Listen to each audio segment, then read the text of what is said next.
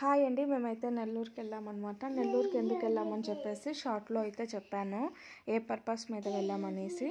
ఇంకా వెళ్ళిన పని అయితే అయిపోయింది, పూర్తయిపోయింది. ఇంకా నెక్స్ట్ బీచ్కి అయితే వచ్చాము.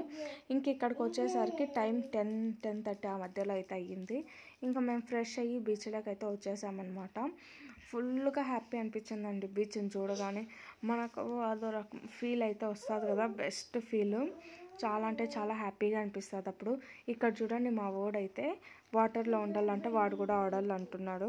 సరే అని చెప్పేసి వాడి డాడీ అయితే ఆడిస్తున్నారనమాట. ఇంకా మేమైతే ఫుల్గా ఎంజాయ్ చేసుకున్నాము. ఇంక ఇక్కడ ఏంటి మిస్ అయిందంటే మా పాపను ఒక్కటే.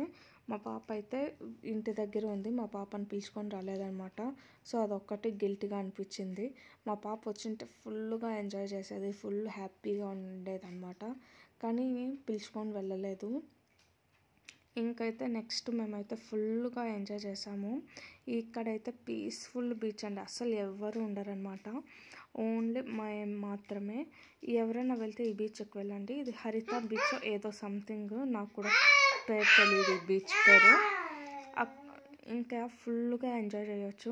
మనం మాత్రమే ఉంటాము, ఎవ్వరు ఉండరు.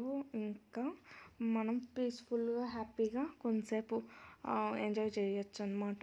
ఎప్పుడంటే అప్పుడు వెళ్ళాం కదా, మాటికి ఎప్పుడో ఒకసారి వెళ్ళినప్పుడు ఫుల్గా ఎంజాయ్ చేసుకొని రావాలన్నమాట.